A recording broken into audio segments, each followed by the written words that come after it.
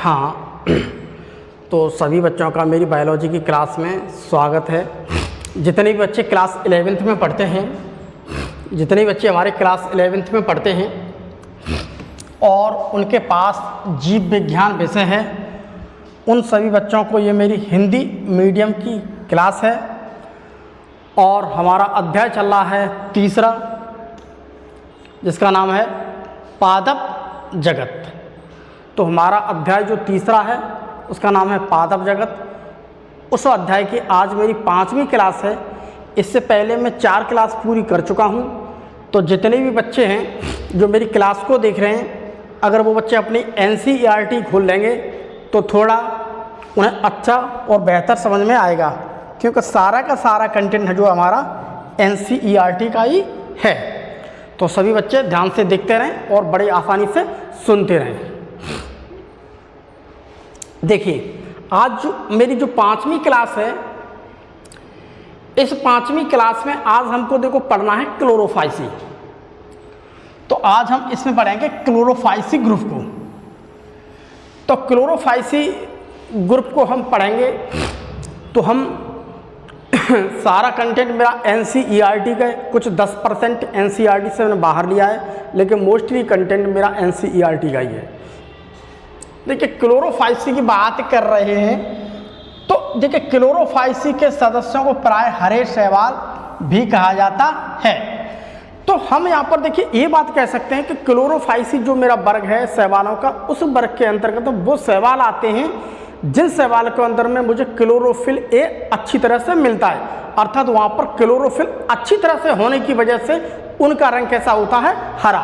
तो सबसे पहले यहाँ पर गौर से देखिए, जैसे मान लीजिए ये कोई नदी है, इस नदी को हम गौर से देखें तो नदी के ऊपर देखिए हमें हरी हरी सी संरचना दिखाई देती है। ये देखो हरी हरी दिखाई देती है, इसे कहता हूँ मैं क्या? काई। ठीक, तो ये क्या है मेरे? शैवाल। तो ये क्या है मेरे? शैवाल। तो ये कौन से शैवाल हैं? दिखने में कैसे हैं? हरे। तो इसलिए हम इसे क्या कहेंगे? हरे शैवाल। तो हरे शैवाल वे होते हैं जिन्हें हम क्लोरोफाइसी वर्ग में रखते हैं। तो जितने भी हम तालाब देखते हैं या गड्ढे देखते हैं या हमें ऐसा दिखते हैं जहाँ नदियाँ हैं, उस नदियों के ऊपर हम देखते हैं हरी हरी सी, उसके ऊपर मुझे एक परत सी दिखाई देती है। जैसे कि ये परत दिखाई दे रही है, ये हरी हरी है, ठीक है, ये हरी हरी परत है, ये हरी हरी परत है। उसके अलावा जहाँ कहीं भी सीलन होती है, जैसे नल है या मेरा कुआं है या कोई दीवार है जिस दीवार पर पानी चल रहा है, तो वहाँ भी मुझे हरी हरी संरचना दिखाई देने लगती है। तो ये सब हरी हरी संरचना वो क्या है? जिससे मैं काई कहता हूँ। तो काई क्या है मेरी? काई क्या है मेरी? शैवाल है। तो क्लोरोफाइसी के अंतर्गत हम उन शैवालों का अध्ययन करेंगे जो दिखने में कैसे होते हैं? प्यारे बच्चों, हरे होते हैं। तो हम इसमें आज हरे शैवालों के बारे में पढ़ेंगे। अब अगली लाइन देखिए, ये एक कोश की, ये तो NCERT की लाइन है, ये एक कोश की कॉलोनी में, ठीक है, कॉलोनी अथवा तंतुमय हो सकते हैं। तो देखिए, हम यहाँ पर ये कह सकते हैं जो क्लोरोफाइसी वर्ग होता है, उस क्लोरोफाइसी वर्ग के अंतर्गत तो वो शैवाल आते हैं जो एक कोश की भी हो सकते हैं। एक कोश की जैसे क्लैमाइडोमोनास, एक कोश की जैसे क्लैमाइडोमोनास। देखो ये तो लिखा है NCERT में, ये NCERT की लाइन है, यह NCERT की लाइन है। तो देखो एक कोश की है, जैसे कि मेरा क्लैमाइडोमोनास। दूसरा देखो कॉलोनी है। कॉलोनी का मतलब होता है कि कुछ इस प्रकार के शैवाल होते हैं, वो छोटा सा एक ग्रुप बनाते थे, जिसमें क्लस्टर कहता हूँ, छोटा सा ग्रुप बन गया। तो यहाँ पर कुछ शैवाल इकट्ठे हो गए, जैसे कि बॉल बॉक्स। ये देखो इकट्ठे हो गए, ये देखो इकट्ठे हो गए, ये देखो इकट्ठे हो गए, ये देखो इकट्ठे हो गए, ये देखो इकट्ठे हो गए। तो ये इकट्ठे होकर के इन्होंने क्या बना दी? इन्होंने क्या बना ली? एक कॉलोनी। इन्होंने क्या बना ली? एक कॉलोनी। ठीक, तो इस प्रकार के जो शैवाल इकट्ठे होते हैं इन्हें हम कहते हैं कॉलोनी, ठीक है। तो ऐसी कॉलोनी को हम कहते हैं सीनोबियम, जैसे कि बॉल बॉक्स, जैसे कि बॉल बॉक्स। तो बॉल बॉक्स की अगर हम बात करते हैं, बॉल बॉक्स कैसा है मेरे? कॉलोनी में, एक कॉलोनी के रूप में हमें देखने के लिए मिलता है। अर्थात हमें छोटा सा एक क्लस्टर मिलेगा, छोटा सा एक ग्रुप मिलेगा, एग्रीगेशन होगा। उसके अलावा देखो इसमें क्या करा है NCERT में? तंतुमयी हो सकते हैं। तंतुमयी, तंतुमयी का मतलब होता है उनका शरीर छोटे छोटे तंतुओं से मिलकर के बनाओ, जैसे खंडों से। जैसे ये देखो, एक तंतु ये हो गया, एक तंतु ये हो गया, एक तंतु ये हो गया, एक तंतु ये हो गया, एक तंतु ये हो गया, ठीक है। ये देखो क्या है, तंतु है। तो इसे मैं क्या कहता हूं, तंतु, अर्थात हम इसे क्या कहते हैं, फ्रैगमेंट, ठीक। तो इस पूरी संरचना को हम क्या कहते हैं, तंतुमयी, यानी तंतुमयी, जैसे कि यूरोथ्रिक्स। हरा है, शरीर कैसा है, तंतुमयी, यही एनसीईआरटी ने कहा है कि तंतुमयी, जैसे यूरोथ्रिक्स। कॉलोनी, कुछ ऐसे हरे शैवाल होते हैं जो एक छोटे से ग्रुप में हमें इकट्ठे मिलते हैं, जैसे कि बॉल बॉक्स। कुछ शैवाल मुझे ऐसे ही मिलेंगे हरे, जो कैसे होंगे, एक कुछ का वाले जैसे क्लेमाइडोमोनास। तो यहाँ पर एनसीईआरटी जो बताया वो देखो हमने यहाँ पर इस इमेज से अच्छी तरह से समझ लिया है। अब आगे देखते हैं, क्लोरोफिल ए तथा बी के प्रभावी होने के कारण इनका रंग हरी घास की तरह होता है। देखो मैंने तुम्हें अभी बताया था कि जो हरे शैवाल होते हैं उसके अंदर मुझे क्लोरोफिल ए बहुत ही ज़्यादा मात्रा मिलता है। तो यहाँ पर देखो, यही देखो एनसीईआरटी ने कहा है क्लोरोफिल ए तथा बी। तो इनमें हरे में, तो अगर क्लोरोफिल ए और क्लोरोफिल देखो अधिक है, ये क्या है, अधिक, ये क्या है, अधिक। तो अधिक होने की वजह से मतलब क्या है, हरा कलर इसमें अधिक है, तो उसकी वजह से ये क्या, हरे दिखाई देते हैं। उसकी वजह से मुझे क्या दिखाई देते हैं, हरे, क्योंकि ये अधिक रंग अब क्या हो गया, ये प्रभावी। तो इसके अंदर और भी रंग होंगे, वो दिखाई नहीं देते, वो छिप जाते हैं। तो हरा रंग इसलिए दिखाई देता क्योंकि इन शैवालों के अंदर मुझे क्लोरोफिल ए और क्लोरोफिल बहुत ज़्यादा मात्रा मिल रहा है, तो जिसकी वजह से मुझे कैसे दिखते हैं, हरे दिखते हैं। यही देखो एनसीईआरटी ने कहा है, जिसकी वजह से इनका रंग कैसा होता है, हरा, बिल्कुल हरी घास की तरह। इसके अलावा देखते हैं इसमें क्या है, इसके अलावा देखो इसमें अल्फा और बीटा कैरोटीन। तो इसके साथ साथ मुझे देखो यहाँ पर अल्फा और बीटा कैरोटीन भी मिलेगी, लेकिन उसके साथ साथ मुझे यहाँ पर क्या, ज़ैंथोफिल्स भी पाए जाते हैं। अल्फा और बीटा कैरोटीन के साथ साथ हमें यहाँ पर देखने के लिए ज़ैंथोफिल भी मिलेंगे, बट सबसे ज़्यादा मात्रा हमें क्लोरोफिल ए और क्लोरोफिल बी की मिलती है, जिसकी वजह से इसका रंग कैसा हो जाता है, हरा। ये ज़ैंथोफिल क्या होता है और कैरोटीन क्या है, ऐसे हम तुम्हें अगली क्लास में अच्छी तरह से समझाएंगे। अब देखिए अगली लाइन, देखिए अगली, देखिए संरचना और आकार की भिन्नता। तो देखिए इनकी संरचना, इसकी देखिए संरचना कैसी है, इसकी कैसी है, और आकार की, इसका आकार कैसा है और इसका आकार कैसा है। तो इनकी अगर मैं देखता हूं तो क्लेमाइडोमोनास की संरचना मुझे किसी और प्रकार की मिली है, यूरोथ्रिक्स की अलग है, बॉल बॉक्स की अलग है। तो हमें देखने के लिए यहाँ पर बहुत सारी वैरायटी मिलती है क्लोरोफाइसी वर्ग के अंतर्गत में। तो हम यहाँ पर ये कह सकते हैं प्यारे बच्चों कि इनकी संरचना अलग है, इनकी आकार की जो बाहर की एक्सटर्नल मॉर्फोलॉजी है, आकार की मतलब होता है मॉर्फोलॉजी, आकार के मतलब होता है एक्सटर्नल मॉर्फोलॉजी, ठीक है। हम इसकी एक्सटर्नल मॉर्फोलॉजी देखते हैं तो मुझे यहाँ पर एक्सटर्नोलॉजी मॉर्फोलॉजी कैसी मिलती है, डिफरेंट। तो हमें यहाँ पर कैसी मिलती है, डिफरेंट, भिन्न, ठीक है। इसकी संरचना देखिए एक कोश की है, जैसे चल संरचना, जैसे कि क्लेमाइडोमोनास। अब मुझे एक कोश की मिल रहा है, तो यहाँ पर मुझे देखने के लिए प्यारे बच्चों क्या मिल रहा है, फ्लैजेला। ये देखिए, ये मुझे देखने के लिए क्या मिल रहा है, फ्लैजेला। तो वही तो देखो एनसीईआरटी का, देखो इसकी संरचना अलग है, ये एक कोश की है, लेकिन यहाँ पर हमें देखने के लिए क्या मिल रहा है, फ्लैजेला, ठीक, जैसे क्लेमाइडोमोनास। दूसरी, ये भी मुझे एक कोश की मिल रहा है, तो यहाँ पर क्या है, यहाँ पर क्या है, यहाँ पर क्या है, यहाँ पर फ्लैजेला क्या है, एब्सेंट, ठीक। यहाँ फ्लैजेला नहीं है, यहाँ फ्लैजेला है, इसलिए ये क्या है, चल का मतलब चल सकता है, मोटाइल, ये गति कर सकता है, ये क्या कर सकता है, गति। और ये चल नहीं सकता है तो नॉन मोटाइल है, क्या है, नॉन मोटाइल।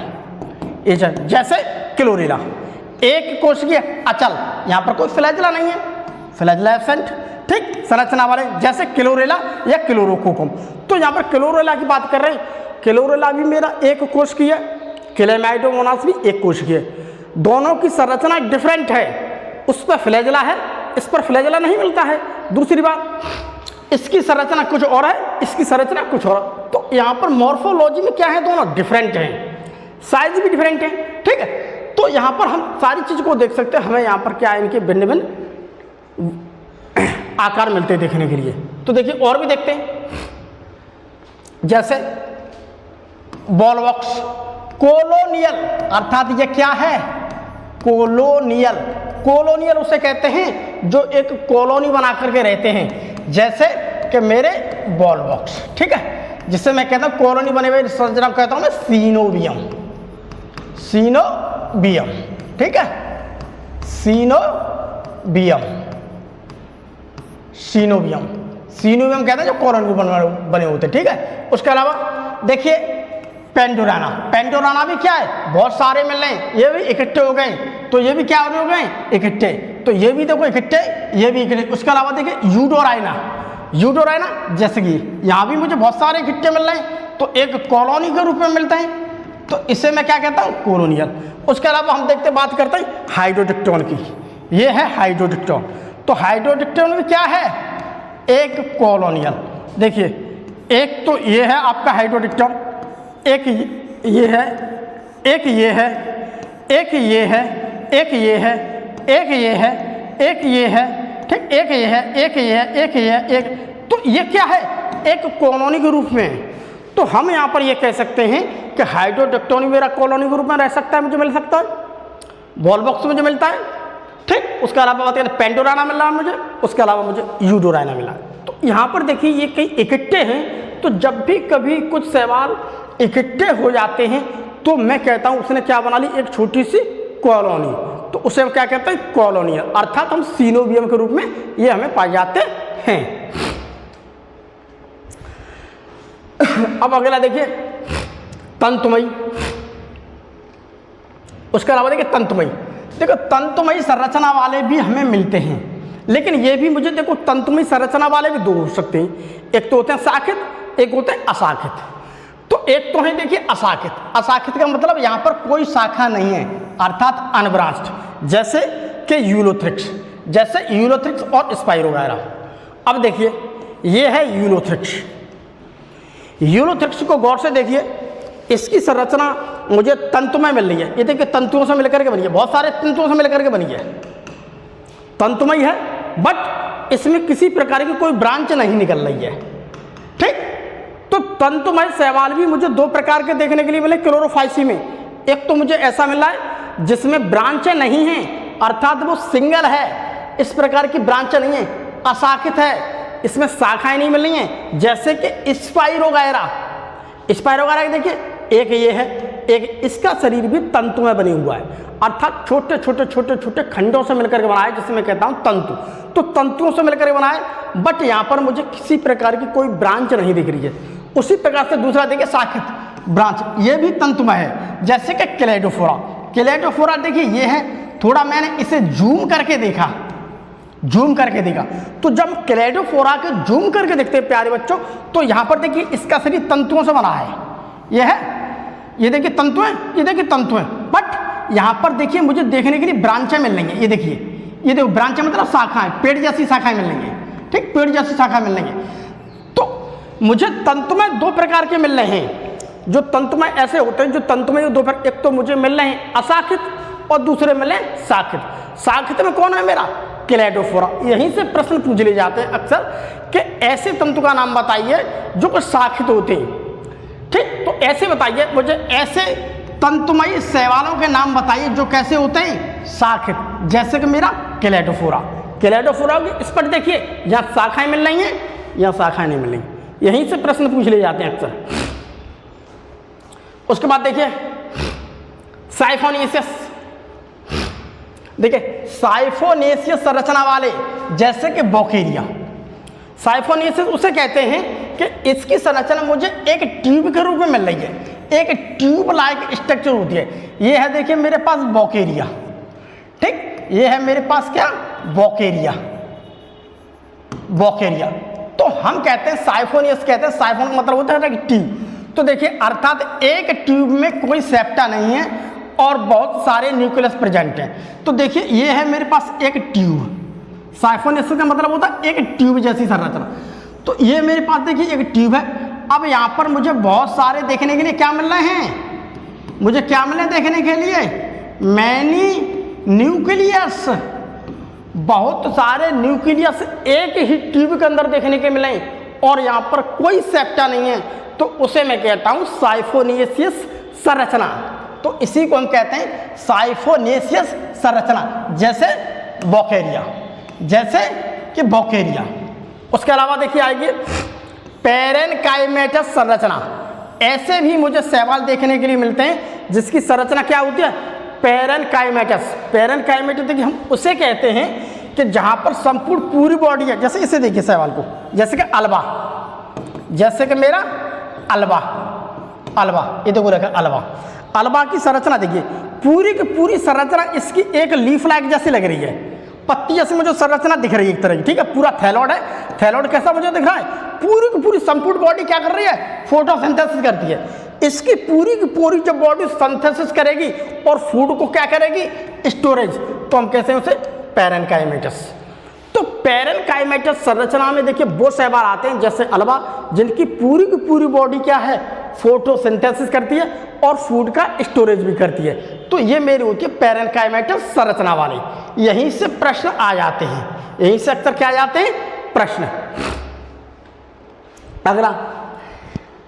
अगला अगर हम बात करते हैं इसकी सेल संरचना की, अगर मैं क्लोरोफाइसी वर्ग की बात कर रहा हूं तो क्लोरोफाइसी वर्ग की अगर मैं सेल संरचना की बात करता हूं तो उसमें भैया किस प्रकार की मुझे कोशिका की स्ट्रक्चर मिली देखने के लिए।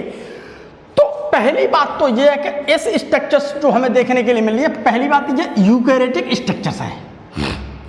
जितने भी मेरे सवाल से मुझे देखने के लिए मिल रहे हैं, सभी सवालों के अंदर हमें देखने के लिए यूकैरियोटिक स्ट्रक्चर में चल रही है।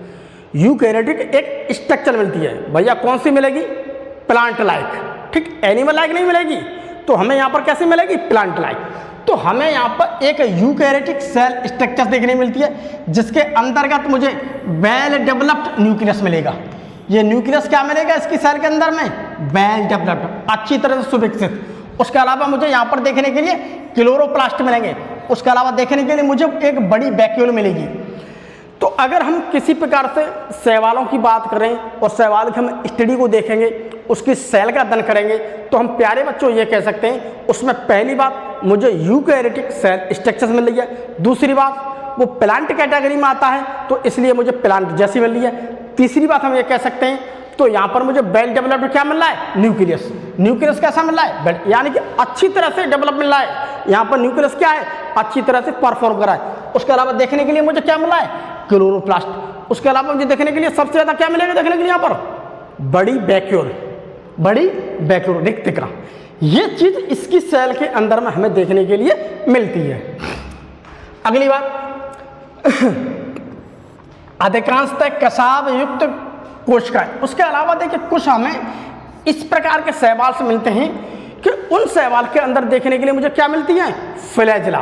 कुछ सवाल मुझे ऐसे मिले जिसमें देखने के लिए मुझे क्या मिल रहा है, फ्लैजिला, जैसे ये फ्लैजिला, क्लेमाइडोमोनास। कुछ फ्लैजिलेटेड सेल्स कुछ ऐसे होते हैं जिसमें फ्लैजिला मिल जाता है, जैसे क्लेमाइडोमोनास में प्रकाश संवेदी अंग होते हैं, जैसे आई स्पॉट या स्टिग्मा। अगर मैं बात करता हूँ क्लेमाइडोमोनास की, तो क्लेमाइडोमोनास की बात करता तो हम यहाँ पर ये कह सकते हैं मुझे यहाँ पर देखने के लिए क्लेमाइडोमोनास में क्या मिलेगा, मुझे फ्लैजिला मिलेंगे।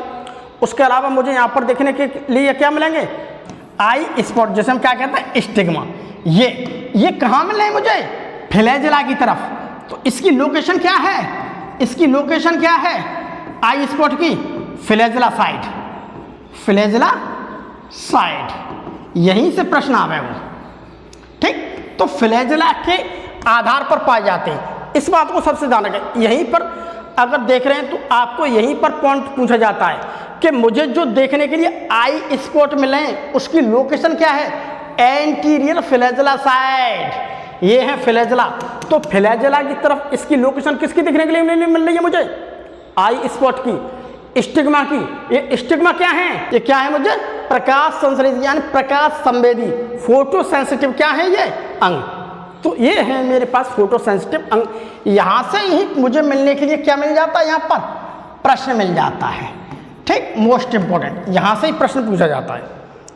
इस बात को थोड़ा आप ध्यान रखें। अगला देखिए, अगला देखो क्या कह रहा है, बर्डक पिगमेंट सुस्पष्ट क्लोरोप्लास्ट डिस्क में होते हैं। अब इसमें क्या कह रहा है, पिगमेंट कह रहा है, तो यहां पर क्या है, सुविकसित, पहली बात तो क्लोरोफाइसी जो वर्ग होता है, उस क्लोरोफाइसी वर्ग के अंतर्गत हम यहां पर ये कहते हैं मुझे अच्छी तरह से सुविकसित, ये तो कोई एनसीईआरटी लिखा है, सुविकसित यानी कि सुस्पष्ट, सुस्पष्ट का मतलब होता है अच्छी तरह से देखी जाने वाली संरचना, बहुत अच्छी तरह से देखी जाने वाली संरचना, जैसे क्लोरोप्लास्ट। तो उस क्लोरोप्लास्ट जो होती है, उस क्लोरोप्लास्ट के अंदर देखने के लिए मुझे क्या मिल जाते हैं, बहुत सारे बर्डक मिल जाते हैं। तो बर्डक सुस्पष्ट क्लोरोप्लास्ट डिस्क में होते हैं। अब देखते हैं, अब यहां पर हम ये भी कह सकते हैं कि हमें जो क्लोरोप्लास्ट मिले प्यारे बच्चों, तो क्लोरोप्लास्ट भी क्या हमें विभिन्न प्रकार के देखने के लिए मिलते हैं। यहां से प्रश्न आएगा आपके लिए, यहां से क्या आएंगे आपके लिए प्रश्न। अब देखो, डिस्कॉइड, ऐसे क्लोरोप्लास्ट जो डिस्क जैसे होते हैं, ऐसे क्लोरोप्लास्ट, देखो ये है पूरा क्लोरोप्लास्ट, ये दिख रहा है तुम्हें, ये जो संरचना वाले ये देखो दिख रहे हैं, ये देखो दिख रहे हैं संरचना वाले, ये सब क्या है, ये सब क्या है, ये सब क्या है, ये सब क्या है मेरा क्लोरोप्लास्ट। तो क्लोरोप्लास्ट, तो क्लोरोप्लास्ट कैसा है, यहां पर डिस्क जैसा, ठीक। तो डिस्क जैसा क्लोरोप्लास्ट किस में देखने के लिए मिलता है, मुझे कारा में, मुझे देखने के लिए किस में मिलेगा, कारा में। ये है देखिए कारा, हमें कारा में देखने के लिए मिलेगा, और किस में देखने के लिए मिलेगा, बोकेरिया में। तो हम यहां पर ये कह सकते हैं बोकेरिया और कारा वो क्लोरोफाइसी वर्ग के अंतर्गत आने वाले वो शैवाल हैं जिसमें मुझे डिस्क जैसा देखने के लिए क्या मिलता है, क्लोरोप्लास्ट मिलता है देखने के लिए, और इसी के अंदर मुझे देखने के लिए क्या मिल जाते हैं, न्यूक्लियस, ठीक। और ये बड़ी बड़ी जो दिख रही है, ये बड़ी बड़ी, ये क्या है, रिक्तिका, ये क्या है मेरी रिक्तिका। तो ये है मेरे पास क्लोरोप्लास्ट। तो क्लोरोप्लास्ट कैसा है मेरा, डिस्क जैसा। उसके अलावा देखिए अगला देखिए, डिस्कॉइड, डिस्कॉइड मतलब डिस्कॉइड गोल गोल। उसके बाद देखो प्लेट लाइक, प्लेट लाइक देखने के लिए अगर हमें कहाँ मिलता है,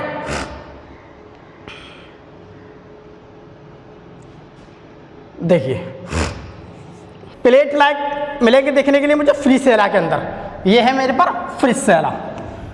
तो हम ये कह सकते हैं फ्री सेला वो एल्गी होता है क्लोरोफाइसी वर्ग के अंतर्गत, जो मेरा क्लोरोफाइसी वर्ग है, उस क्लोरोफाइसी वर्ग के अंतर्गत जो आने वाला शैवाल है जिसे मैं कहता हूँ फ्रिज सेला। तो उस फ्रिज सेला के अंदर मुझे प्लेट लाइक संरचना मिलती है, किसकी, प्लेट लाइक संरचना मिलती है मुझे उसमें क्लोरोप्लास्ट की। अब आगे देखते हैं, जालिकाकार, जालिकाकार का मतलब होता है एक जाली के रूप में। तो जाली के रूप में हमें क्लोरोप्लास्ट देखने के लिए कहाँ मिलता है, ऊडोगोनियम में। हमें कहाँ मिलेगा, ऊडोगोनियम में देखने के लिए मिलेगा, मुझे क्लेडोफोरा में देखने के लिए मिलेगा, मुझे हाइड्रोडिक्टोन में देखने के लिए मिलेगा। तो देखिए ये है मेरे पास हाइड्रोडिक्टोन, इस हाइड्रोडिक्टोन को देखता हूँ तो इसके अंदर देखिए ये क्लोरोप्लास्ट है ना, ये जाली के रूप में बना हुआ है, जाली के रूप में। तो जाली के रूप में होने की वजह से मैं इसे क्या कहते हैं, जालिकाकार, जालिकाकार। उसके अलावा देखने के लिए मुझे किसमें मिलेगा, क्लेडोफोरा में। तो देख क्लेडोफोरा की अगर मैं बात करता हूं तो क्लेडोफोरा के अंदर देखिए यहां पर देखने के लिए ये देखो तुम्हें जाल सी संरचना दिख रही है, ये क्या है मेरी क्लोरोप्लास्ट है। ये देखिए क्या है मेरी क्लोरोप्लास्ट, ये देखो ऐसी ऐसी संरचना गई, ऐसी संरचना गई, ये संरचना गई, ये संरचना गई, ये संरचना गई, ये गई ऐसे। तो यहाँ पर मुझे देखने के लिए क्या मिल रहे हैं, जालिकाकार, यानी कि रेटिकुलेट, रेटिकुलेट जालिकाकार। तो जालिकाकार ऐसे क्लोरोप्लास्ट जो एक जाल के रूप में बिखरे हुए हैं, जैसे कि ऊडोगोनियम बिखरे हुए हैं, ठीक, जैसे कि ऊडोगोनियम बिखरे हुए हैं, जैसे हाइड्रोडिक्टोन में, जैसे कि हाइड्रोडिक्टोन में, जैसे क्लेडोफोरा में, जैसे कि ऊडोगोनियम में। ये है ऊडोगोनियम। इस ऊडोगोनियम को देखिए गौर से, तो यहाँ पर मैं इसे गौर से देखता हूँ तो देखिए ये जो क्लोरोप्लास्ट है ना, ये पायरिनोड है, ये है पायरिनोड, ये संरचना दिख रही है, ये पायरिनोड है। उसके अलावा देखिए यहाँ पर ये क्लोरोप्लास्ट जो दिख रहे हैं आपको ये ऐसे, तो ये सब क्या है, एक जालिकाकार के रूप में है। तो क्लोरोप्लास्ट कैसे हैं, जालिकाकार, रेटिकुलेट, रेटिकुलेट। तो मुझे ऊडोगोनियम की बात करता हूँ, ऊडोगोनियम हुआ, मेरा क्लेडोफोरा हुआ, मेरा हाइड्रोटेक्टोन हुआ, तो यहाँ पर मुझे देखने के लिए एक जालिका के रूप में मिलते हैं। तो जालिकाकार हमें मिल रहे हैं इस प्रकार से। अगला देखिए कप, अगला देखिए आ गया हमारा कप सेप्ट। कप सेप्ट, कप सेप्ट, कप के आकार के। तो यहाँ पर मैं बात करता हूँ, मेरा इस प्रकार से जो बना हुआ ये क्लोरोप्लास्ट है, तो इसे मैं कहता हूँ कप सेप्ट क्लोरोप्लास्ट। तो ये मुझे देखने के लिए किस में मिलता है? क्लेमाइडोमोनास में देखने के लिए मिलता है, और मुझे बॉल बॉक्स में देखने के लिए मिलता है। तो हम यहाँ पर यह कह सकते हैं कि क्लेमाइडोमोनास और बॉल बॉक्स वो क्लोरोफाइसी वर्ग के अंतर्गत आने वाले शैवाल हैं, जिसमें मुझे एक कप के आकार का बिल्कुल कप शेप देखने के लिए मुझे क्या मिलता है? क्लोरोप्लास्ट। बहुत बड़ा है, ये देखिए बहुत बड़ी संरचना है। ये है आपकी पायरिनोइड, ये है आपकी पायरिनोइड, ठीक, ये है पाइनो, ये सब क्या है आपका? क्लोरोप्लास्ट। तो हमें यहाँ पर देखने के लिए कप शेप्ड मिलता है। अगला देखिए सर्पिल। सर्पिल का मतलब होता है स्पाइरल। स्पाइरल उसे कहते हैं एक सांप जैसी, जैसे होता है ना सांप ऐसे चलता है, ऐसे चलता, इसे मैं कहता हूँ स्पाइरल या रिबन। तो इसे मैं रिबन भी कह सकता हूँ, जैसे फीता होता है फीते की तरह या सर्प की तरह चलने वाले। तो इसे मुझे देखने के लिए स्पाइरोगायरा में मिलेगा, ठीक, जिसे हम कहते हैं पॉन्ड सिल्क। तो ये है मेरा स्पाइरोगायरा, ये है मेरे पास क्या? स्पाइरोगायरा, ठीक।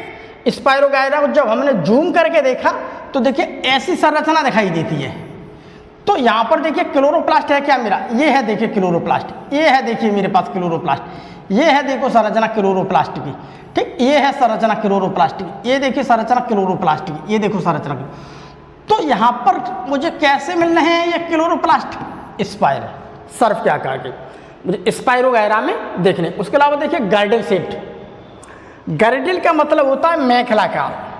मेखला का मतलब होता है जैसे हमारी बेल्ट होती है, बेल्ट को हमने लेकर के ऐसे बांध लिया, मेखला के ऊपर बांध लिया पूरा कमर पर, ठीक। तो मेखला का मतलब होता है एक प्रकार की, इस प्रकार से देखो घूमी हुई संरचना, ऐसे करके घूमी हुई संरचना, ठीक, जैसे ये है। तो देखिए गर्डल शेप्ड या हम इसे कहते हैं सी शेप्ड, ये हमें देखने के लिए कहाँ मिलेंगे? यूलोथ्रिक्स में। तो ये है देखिए मेरे पास यूलोथ्रिक्स, ठीक। अब यूलोथ्रिक्स को मैंने जूम करके बड़ा किया, तो बड़ा करके देखते हैं तो देखिए मुझे यहाँ पर देखो ऐसे दिख रहे हैं, दिखने के लिए ऐसे दिखती है संरचना, ऐसे दिखे। अब इसे और बड़ा किया हमने, तो और बड़ा किया तो देखिए इस प्रकार की संरचना आ जाएगी बन करके, ऐसी ऐसी घूमती। ये होती है हमारी एक तरह की कमर, और ये कमर को साधे हुए हैं, तो इसी को मैं कहता हूँ क्या? मेखला, ठीक। तो ये देखिए इस प्रकार के बने हुए हैं, ऐसे करके ये बने हुए हैं, ऐसे करके ये बने हुए हैं, और ये है इसका पीछे का हिस्सा। तो इस प्रकार की जो संरचना है, ऐसे ये देखिए घोड़े की नाल की तरह, घोड़ा देखा हमने, तो घोड़े के जो पैर होता है उसमें नाल ठोंक देते हैं, नाल लोहे की, तो बिल्कुल नाल जैसी, ये देखो नाल जैसी संरचना होती है।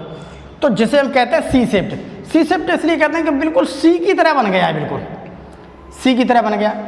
और मेखला इसीलिए कहते हैं कि हमारी बिल्कुल मेखला होती नहीं है, मेखला जो हमारी सोड मेखला, जो मेखला होती है, इस मेखला की बात करते तो बिल्कुल जैसी मेखला हमारी कमर बंद होती है, बिल्कुल उसी प्रकार से होता है। तो इसीलिए मुझे इस प्रकार के जो क्लोरोप्लास्ट देखने के लिए मिलते हैं, वो मुझे देखने के लिए मिलते हैं यूलोथ्रिक्स में। तो इनकी आकृति मुझे मेखला जैसी मिल रही है, इनकी आकृति मुझे सी प्रकार की मिलती है, जैसे सी शब्द लिखा जाता है ना, सी शेप, ऐसे सी लिखा जाता है, ऐसे लिखा मैंने सी, तो ये तो सी बना है। तो इस प्रकार से हम यहाँ पर ये कह सकते हैं कि इसकी आकृति कैसी होती है? मेरी सी शेप्ड होती है। उसके अलावा देखिए अब आगे और देखते हैं स्टीलेट। स्टीलेट कह सकते हैं हम इसे, या हम इसे कहते हैं स्टार शेप्ड, या हम कह सकते हैं इसे स्टार शेप्ड। स्टार, ये मुझे देखने के लिए जिग्नीमा में मिलेगा। जिग्नीमा कहाँ मिलता है? तो जिग्नीमा देखिए हमें मिलता है जो बहुत सारा पानी वानी भरा हो, तालाब वाला, तालाब है, नदी वगैरह है, और भी चीज़ जहाँ पानी भरा हुआ है, तो उसके ऊपर मुझे काई जैसी संरचना दिखती है, बिल्कुल ऐसे ही मुझे देखने के लिए क्या मिलेगा? जिग्नीमा। तो जिग्नीमा की देखिए ये है वो जिग्नीमा, ये है मेरा जिग्नीमा। इसे जूम करके बड़ा देखा तो देखिए जूम करके जब इससे बड़ा देखते हैं तो मुझे ऐसा दिखता है, जूम करके मैंने बड़ा किया। अब मैंने इसे भी जूम किया, तो जूम मैंने ऐसे किया, तो इसे देखने के बाद सूक्ष्मदर्शी में देखिए ऐसी संरचना दिखती है, ठीक। ये दिखने लगी। मैंने जिग्नीमा को जूम कर, अब मैंने इसे भी जूम किया, इसे भी जूम किया, तो देखिए मुझे ऐसा दिखने लगता है। तो इसके अंदर मुझे क्लोरोप्लास्ट देखने के लिए मिले, तो ये मुझे कैसे मिले देखने के लिए? स्टार शेप्ड, स्टार जैसे। तो प्यारे बच्चों हम यहाँ पर ये कह सकते हैं कि स्टार शेप्ड जो मेरे देखने के लिए क्लोरोप्लास्ट मिल रहे हैं वो मुझे देखने के लिए जिग्नीमा में मिल रहे हैं। इस बात का बहुत ध्यान रखें क्योंकि यहीं से ही आपके लिए क्या बन जाता है? प्रश्न बन जाता है। तो ऐसी होती है उसकी संरचना स्टार जैसी, उसके क्लोरोप्लास्ट कहते हो स्टार जैसे, तो इसलिए हम इसे कह देते हैं प्यारे बच्चों स्टार शेप्ड। अब हम एक बात को थोड़ा ध्यान रखेंगे जो हमारे इंपॉर्टेंट है। देखिए हम बात करें स्पाइरोगायरा और जिग्नीमा की, ठीक? तो हम यहां पर बात कर रहे हैं स्पाइरोगायरा और जिग्नीमा की, ठीक? तो स्पाइरोगायरा और जिग्नीमा, तो यहां पर देखिए हमें एक चीज ये देखने के लिए मिल रही है कि अगर मैं न्यूक्लियस की बात करता हूं तो इन दोनों संरचना के अंदर मुझे न्यूक्लियस सेंटर में देखने के लिए मिल रहा है। तो देखिए न्यूक्लियस हमें कहाँ देखने के लिए मिल रहा है? सेंटर में। बाकी अगर हम किसी और की स्टडी करेंगे तो मुझे न्यूक्लियस सेंटर में देखने के लिए नहीं मिलता है। बट स्पाइरोगायरा और जिग्नीमा की बात करता हूँ तो इनका न्यूक्लियस जो है मुझे देखने के लिए सेंटर में मिलता है। जैसे अगर हम यहाँ पर देख लीजिए, आपको देखिए मैं अभी जिग्नीमा दिखा देता हूँ, इसे देखिए जिग्नीमा को। तो जिग्नीमा को अगर हम गौर से देखते हैं तो मुझे यहाँ पर जो न्यूक्लियस दिख रहा है तो न्यूक्लियस मुझे यहाँ पर कहाँ दिखता है? सेंटर में। ठीक इसी प्रकार से जब हम स्पाइरोगायरा को देखते हैं तो स्पाइरोगायरा का भी मुझे न्यूक्लियस किस में दिखाई देता है? सेंटर में। बट किसी और में इस प्रकार की कंडीशन हमें देखने के लिए नहीं मिलती है। यही हमारे लिए क्या है? Most important. ये हमारे लिए क्या है? एकदम मोस्ट इम्पोर्टेंट। अब अगली चीज थोड़ी हम समझते हैं पायरिनोड के बारे में। अभी तो बार बार शब्द आ रहा है कि पायरिनोड, अभी यहाँ पर एनसीईआरटी में पूछा जाएगा कि पायरिनोड कहाँ कहाँ कितने कितने मिलते हैं पायरिनोड। तो थोड़ा हम पायरिनोड को थोड़ा हम समझ लेते हैं।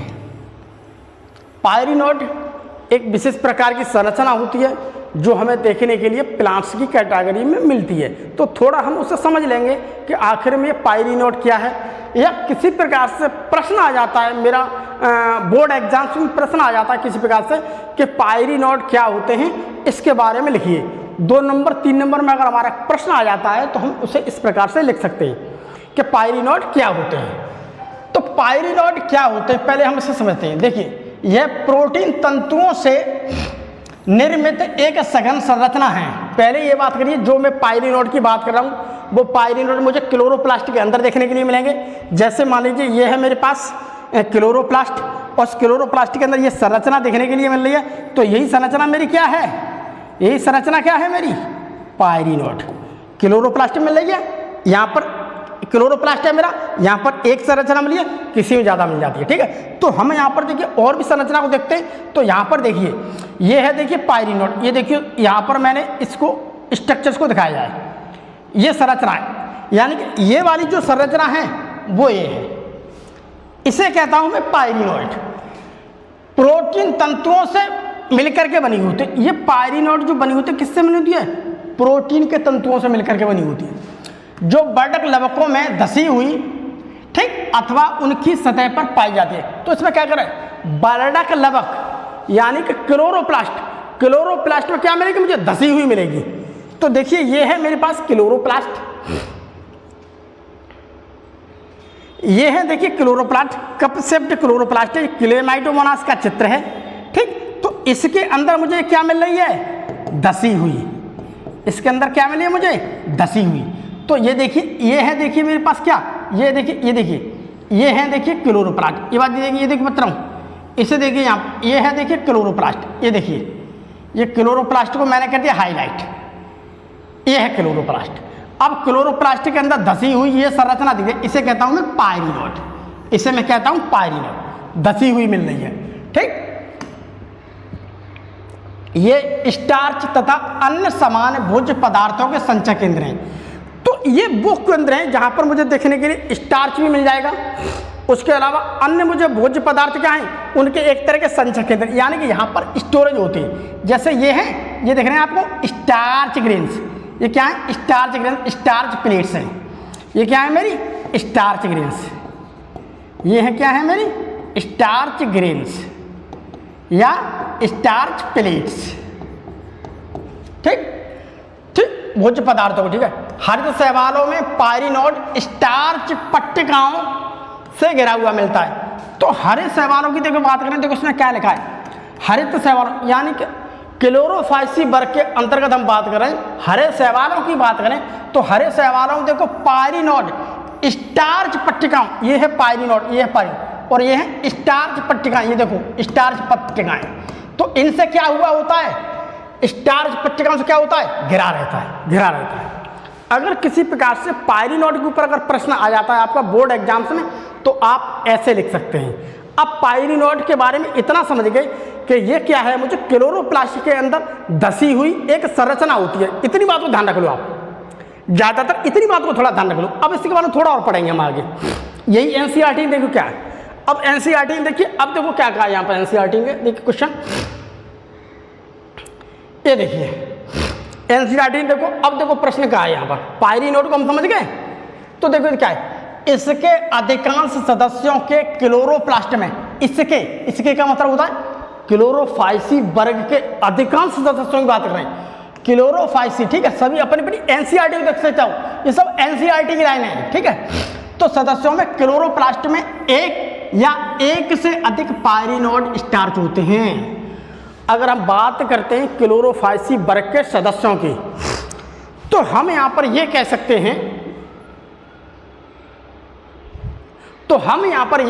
हैं, कि इसका जो क्लोरोप्लास्ट होता है, तो क्लोरोप्लास्ट के अंदर देखिए हमें एक क्लोरोप्लास्ट में देखिए एक अथवा एक से अधिक पायरिनोड स्टार्च होते हैं। अब कहाँ होते हैं ये देखिए, अगर हम बात करते हैं क्लेमाइडोमोनास की, क्लेमाइडोमोनास, ठीक। अगर हम बात करेंगे क्लेमाइडोमोनास की, तो यहाँ पर देखिए पायरिनोड मुझे देखने के लिए कितना मिल रहा है, एक क्या मिला है मुझे, पायरिनोड, ठीक।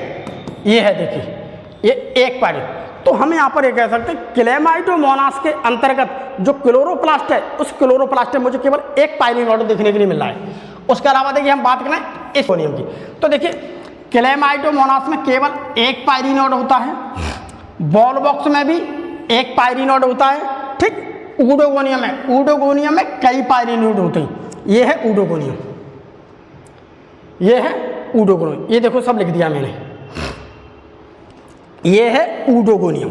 ऊडोगोनियम को हमने जब काट करके जूम करके देखा तो ये क्लोरोप्लास्ट है और ये है पायरिनोड, ये है पायरिनोड। ये संरचना दिख रही है काली काली, ये संरचना दिख रही है, ये न्यूक्लियस है, उससे कोई मतलब, ये देखो ये देखो ये देखो ये, तो ये सब क्या है, ये सब क्या है, पायरिनोड।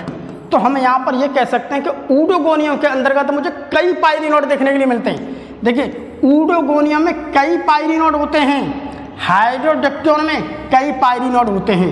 यहाँ पर इस चीज़ को लगा लो और यहीं पर क्या प्रश्न बन जाएगा।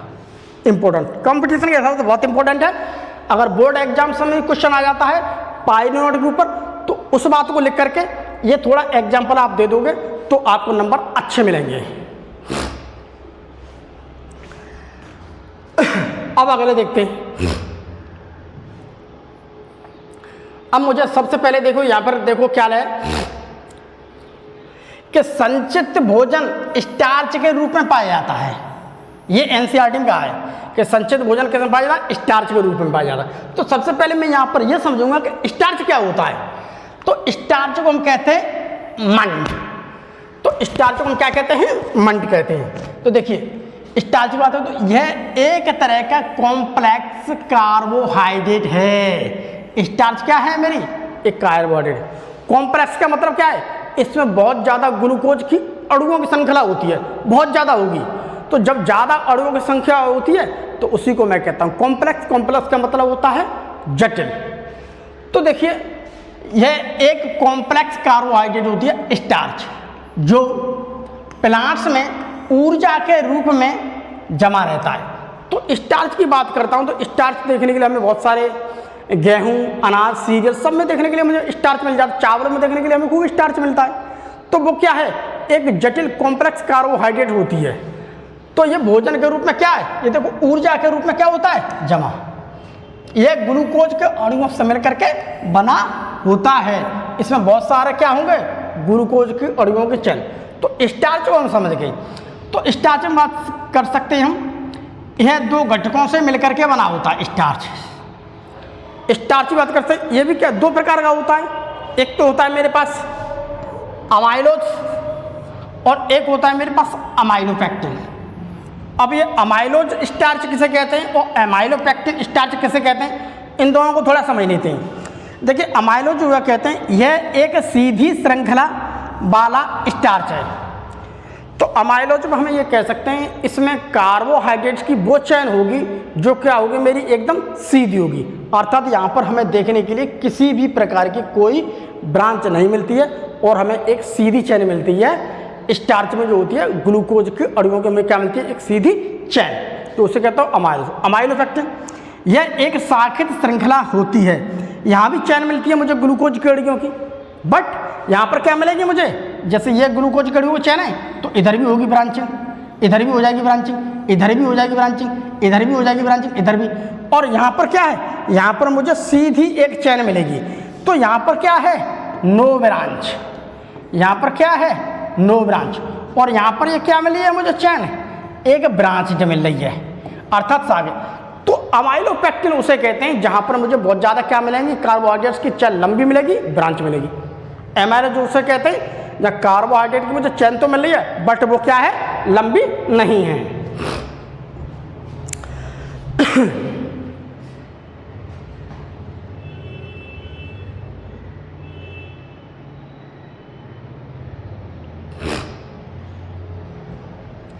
अब अगला देखते हैं।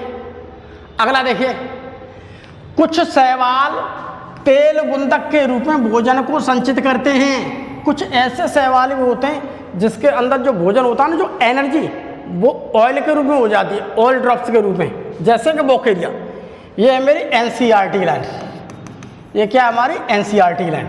तो जैसे बोकेरिया, अगर मैं बोकेरिया की बात करता हूँ तो इसकी देखो स्लाइड को हमने काट करके देखा, तो इसकी स्लाइड में देखिए मुझे इस प्रकार की इसकी एक ब्रांच को देखा, तो यहाँ पर देखने के लिए मुझे देखिए बहुत सारे क्लोरोप्लास्ट मिल रहे हैं, न्यूक्लियस मिल रहे हैं। अब यहाँ पर जो छोटी छोटी जो संरचना मिल रही है इसे कहते हैं ऑयल ड्रॉप्स।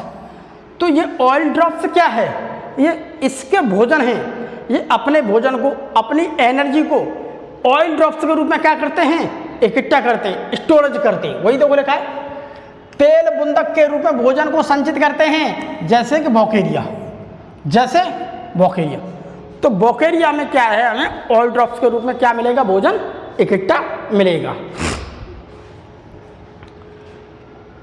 उसके अलावा देखिए, अगर हरे शैवाल में प्राय एक कठोर कोशिकावृत्ति होती है। देखिए अगर मैं इसकी प्लांट सेल की बात करता हूं तो मुझे यहां पर देखने के लिए एक कठोर क्या मिलेगी, सेल वाल, ठीक, सेल वाल कोशिकावृत्ति कठोर मिलती है, ठीक है। अब यहां पर देखते हैं, देखिए कोशिकावृत्ति की अगर उसकी भीतरी सतह की बात करूं, मान लीजिए ये कोशिकावृत्ति है, ठीक, तो इसकी भीतरी सतह की बात करता हूं, इसकी, ठीक, इनर साइड की। तो इनर साइड की बात करता हूं जो कि मुझे किसकी मिलेगी, सेल्यूलोज की। और बाहर की बात करता हूं, इस बाहर की साइड की, आउटर साइड की बात करता हूं मैं, आउटर साइड की। तो आउटर साइड की मुझे किसकी मिलेगी, पेक्टोज की। तो आउटर साइड मुझे देखने के लिए किसकी मिल रही है, पेक्टोज की। और इनर साइड मुझे देखने के लिए किसकी मिल रही है, सेल्यूलोज की। तो इसकी में देखने के लिए हम ये कह सकते हैं कि जो मुझे क्लोरोफाइसी वर्ग के जो सदस्य होते हैं, तो उसके अंदर मुझे देखने की पहली बात, एक हार्ड मुझे क्या मिल रही है, एक कठोर कोशिकावृत्ति मिली है, जिसकी आउटर साइड जो देखते हूँ तो आउटर साइड देखने के लिए मुझे पेक्टोज की मिल रही है, और उसकी इंटरनल जो साइड होती है, जो अंदर वाली साइड होती है, मुझे देखने के लिए सेल्यूलोज की मिल रही है। यहाँ से ही अक्सर क्या पूछने जाते हैं प्रश्न। अब हम देखते हैं, देखिए इस वर्ग के सदस्यों में फ्लैजेला की स्थिति,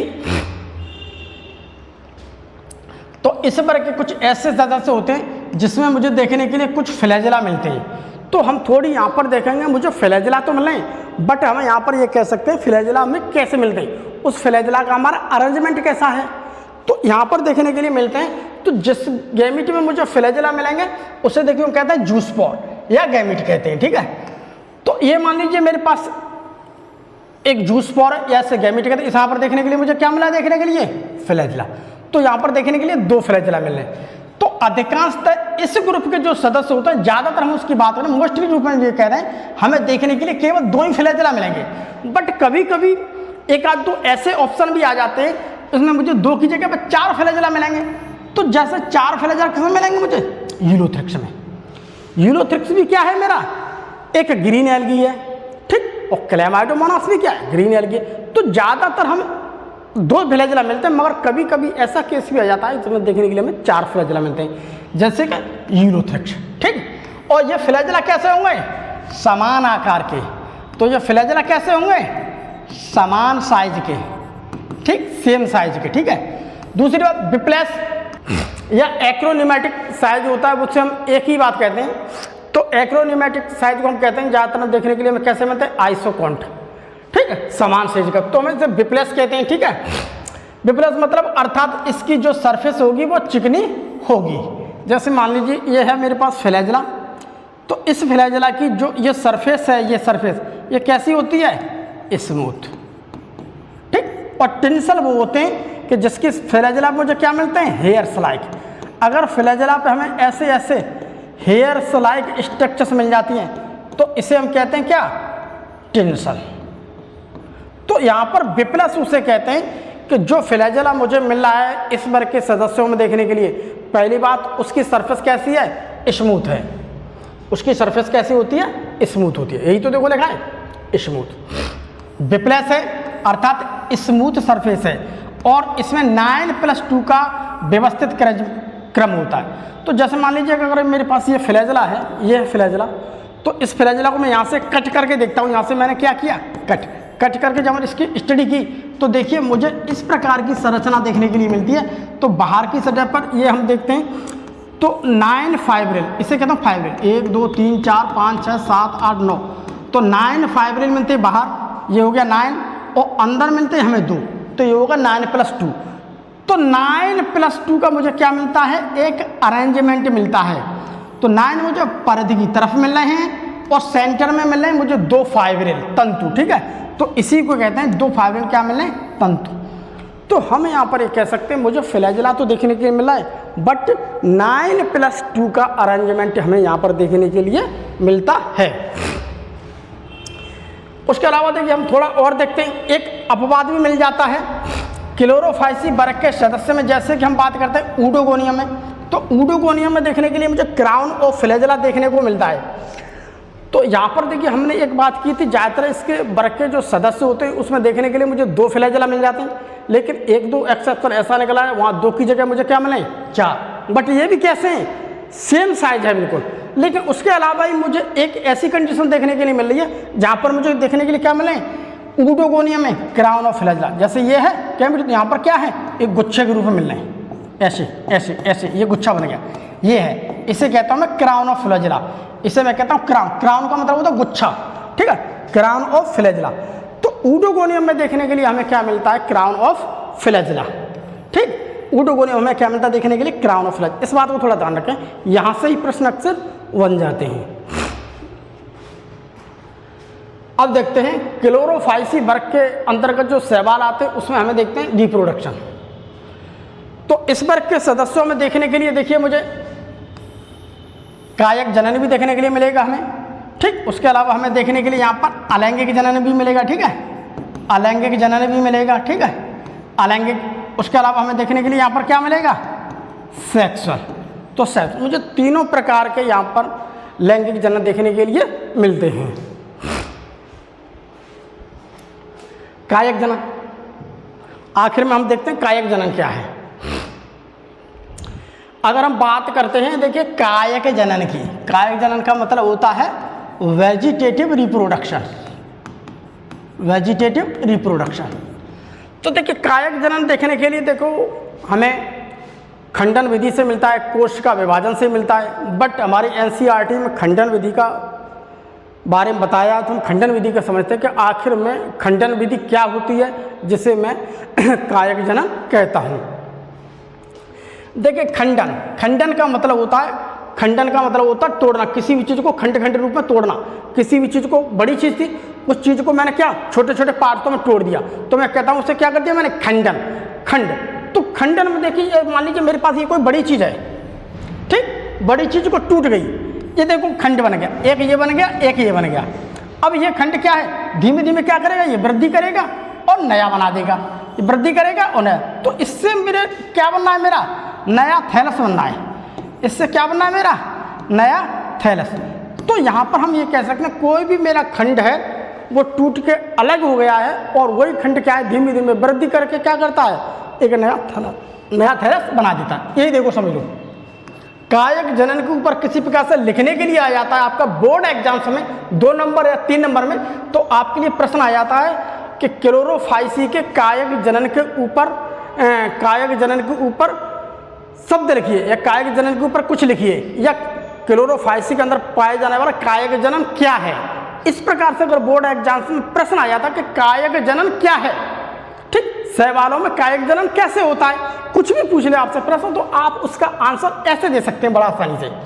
देखिए थैलस के पुराने भागों के, ये कोई थैलस है मेरे पास, ठीक, समझ नहीं यहाँ पर, ये है मेरे पास क्या, थैलस, ये है मेरे पास थैलस। थैलस उसे कहते हैं जिसमें जड़ तना पत्ती नहीं पाई जाती है, उसे हम कहते हैं थैलस। तो ये है थैलस। तो थैलस के पुराने भाग के या तो मृत हो गया है या अथवा क्षतिग्रस्त, किसी भी प्रकार से किसी एक्सीडेंट से वो टूट गया है, तो होने पर इसके अगले भाग की युवा शाखाएं पृथक हो जाती हैं। तो जैसे ही ये टूटा, तो ये टूटने के बाद इसकी जो भी कुछ हल्की हल्की सी कुछ निकलने वाली चीज़ों को, जहाँ पर इसकी कुछ युवा होंगी, ठीक, युवा सेल्स होंगी, तो युवा सेल्स क्या हैं, वो नया बना लेंगी, ठीक है। तो इसकी युवा शाखाएं पृथक हो जाती हैं, अलग हो जाती हैं, ठीक है। प्रत्येक शाखा वृद्धि करके नए थैलस का निर्माण करती है। तो यह शाखा क्या है, वृद्धि करके नया थैलस बनाती है, जैसे स्पाइरोगायरा यूरोथ्रिक्स। इस प्रकार की आप संरचना, ये एग्जाम्पल दे सकते हैं, ऐसे कर सकते हैं। अगला आ गया अलैंगिक जनन। अलैंगिक जनन, देखिए अलैंगिक जनन, अलैंगिक का मतलब है जो लैंगिक नहीं है, एक ही विधि से होगा। वहां पर तो क्या कोई भी पार्ट उसका टूट रहा था, तो कोई भी पार्ट क्या वहां पर टूट रहा था, तो वहां पर क्या है, नया प्रोटोप्लास्ट नहीं बनना था। लेकिन यहां पर क्या है, एक ही चीज है, उस एक ही चीज से धीमे धीमे डेवलप होगी और नया प्रोटोप्लास्ट बनता जाएगा, और नया क्या बनता जाएगा, प्रोटोप्लास्ट। तो देखिए यह फ्लैजेला युक्त जूस्पोर्स से होता है। दूसरी बात, यह जूस्पोरेंजियम बनते हैं, अर्थात अंतरजातीय एंटोजीनियस होते हैं। तो देखिए ये हैं, देखिए जूस्पोर्स उसे कहते हैं ऐसे गीमेट, ऐसे गैमीट, ऐसे युग्मक जिनके अंदर देखने के लिए मुझे 2 फ्लैजेला मिलते हैं, 3 फ्लैज, यानी जिसके अंदर देखने के लिए मुझे फ्लैजेला मिलेगा, 2 भी मिल सकते, 3 ही मिल सकते, 4 भी। तो जिसके अंदर देखने के लिए मुझे फ्लैजेला मिलता है गैमीट के अंदर में, उसी को मैं क्या कह देता हूँ, पिलानोगैमीट, उसी को मैं क्या कह देता हूँ, जूस्पोर्स। तो ऐसे जो गैमीट है जिसके अंदर देखने के लिए मुझे फ्लैजेला मिल रहा है, फ्लैजा 2 भी हो सकते हैं, फ्लैजा 3 भी, फ्लैजा 4 भी, फ्लैजेला गुच्छा भी हो सकता है, बट फ्लैजेला होगा। तो फ्लैजेला वाली स्थिति कोई, तो देखो यह फ्लैजेला युक्त क्या होते हैं, जूस्पोर्स। ऐसे जूस्पोर्स, ऐसे संरचना को मैं क्या कहता हूँ, जूस्पोर्स। तो यह किसमें मतलब, ये देखो संरचना मिले, जिस संरचना के अंदर में ये बनते हैं इसे हम कहते हैं जूस्पोरेंजियम, जूस्पोरेंजियम, ठीक, जूस्पोरेंजियम। तो जूस्पोर्स का निर्माण कहाँ हो रहा है, जूस्पोरेंजियम में। तो ये देखिए मेरे जूस्पोर्स बन गए, ये देखो बन गए मेरे जूस्पोर्स। तो ये जो जूस्पोर्स बने, अब ये जूस्पोर्स कहीं पर जाके गिर पड़े, गिर के क्या हुआ, धीमे धीमे ये अंकुरित होंगे, अर्थात यहाँ पर क्या होगा, नए प्रोटोप्लास्ट, ठीक है, नए प्रोटोप्लास्ट का क्या होगा यहाँ पर निर्माण होगा, ठीक। लेकिन कायिक जनन में प्रोटोप्लास्ट नहीं बनता है, यहाँ प्रोटोप्लास्ट बनता है, अर्थात यहाँ पर क्या होता है, रेजुविनेशन। यहाँ पर देखने के लिए मुझे क्या मिलेगा, रेजुविनेशन, ठीक, रेजुविनेशन। अब ये नया बनता जाएगा, अब ये क्या होगा, नया बनता जाएगा। तो हम यहाँ पर यह कह सकते हैं कि आखिर में हमें देखने के लिए, देखिए जूस्पोर्स हैं, जूस्पोर्स जैसे ही गिरेंगे ये अंकुरित हो गए, अंकुरित होने के बाद यहाँ पर क्या बन जाएगा मेरा, थैलस, और यहाँ पर क्या बन जाएगा, थैलस, ठीक है। अंकुरण के बाद इनसे नया थैलस बन जाता है। तो जूस्पोर्स का निर्माण होता है जूस्पोरेंजियम के अंदर। तो जो अंदर बन रहे हैं, तो अंदर बनने वाली संरचना को हम कहते हैं एंडोजीनियस। कोई भी पूछ सकता है कि जूस पॉट्स का निर्माण एंडोजीनियस होता है, एक्सोजीनियस होता है, तो हमारा सही आंसर होगा एंडोजीनियस होता है, अंतर्जातीय। अब हम बात करते हैं लैंगिक जनन की। लैंगिक जनन, तो लैंगिक जनन देखिए 3 प्रकार का होता है। एक तो होता है समयुग्मकी, ठीक, जिसे मैं कहता हूं आइसोगैमस, जिसे मैं कहता हूं क्या, आइसोगैमस। आइसो का मतलब होता है समान, और गैमस का मतलब होता है गैमीट।